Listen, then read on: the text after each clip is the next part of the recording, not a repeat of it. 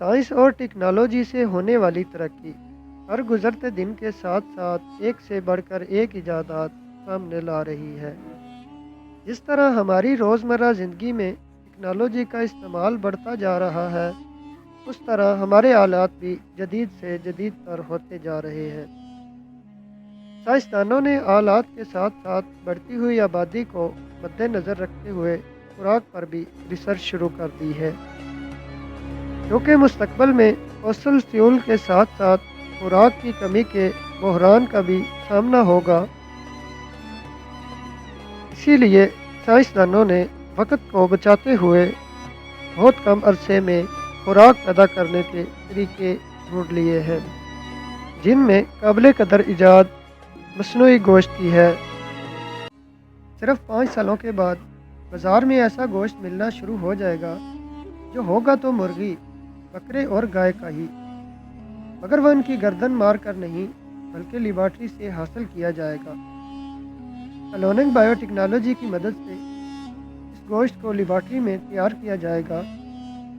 اس مصنوعی گوشت کی تیاری پر امریکہ سمیت دنیا کے مختلف حصوں میں بائیو سائنسدان کئی برسوں سے کام کر رہے ہیں، اور اس پر امریکہ اور کئی یورپی ممالک کی حکومتوں نے ایک بڑی انعامی رقم کا اعلان بھی کر رکھا ہے۔ ایسے تو چند برسوں سے مارکیٹ میں توفوں کے نام سے نقلی گوشت فروخت کیا جا رہا ہے، جو عموماً سویا بین سے تیار کیا جاتا ہے۔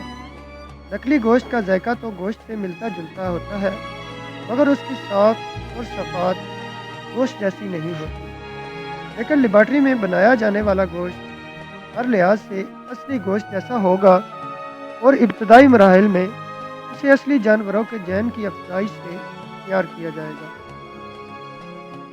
ماہرین کا خیال ہے کہ 2050 تک دنیا کی آبادی 9 ارب تک پہنچ جائے گی، اور موجودہ وسائل انسانی غذا کی ضروریات پوری نہیں کر سکیں گے، خاص طور پر پروٹین کی ضروریات جو زیادہ تر گوشت سے حاصل ہوتی ہے۔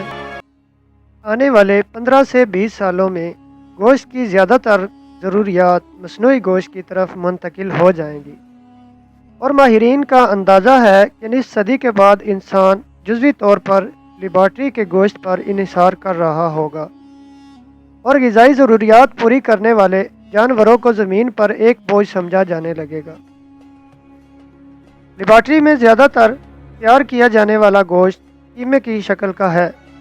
سائنسدانوں کا کہنا ہے کہ بوٹیوں کی شکل میں گوشت کی تیاری میں ابھی کچھ وقت لگے گا، تاہم آئندہ چند برسوں میں صارفین کو اپنی پسند کے مطابق ران، چانپ، گردن اور دوسری اقسام کا مصنوعی گوشت بھی دستیاب ہوگا۔ ماہرین کا خیال ہے کہ نصف صدی کے بعد مصنوعی گوشت خوراک کے حصول کا سستا ترین ذریعہ بن جائے گا۔ بھارت اور چین جیسے گنجان آباد اور غریب افریقی ملکوں کی زیادہ تر غذائی ضروریات مصنوعی گوشت سے پوری کی جانے لگیں گی۔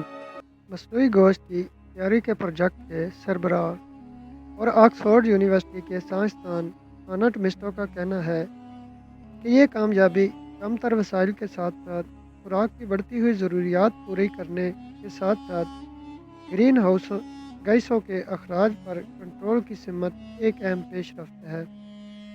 آنے والے دور میں جب مصنوعی گوشت عام اور غریب آدمی کی خوراک بن جائے گا، بہت ممکن ہے کہ تب اہم شخصیات کی تواضع دال روٹی سی کی جایا کرے گی۔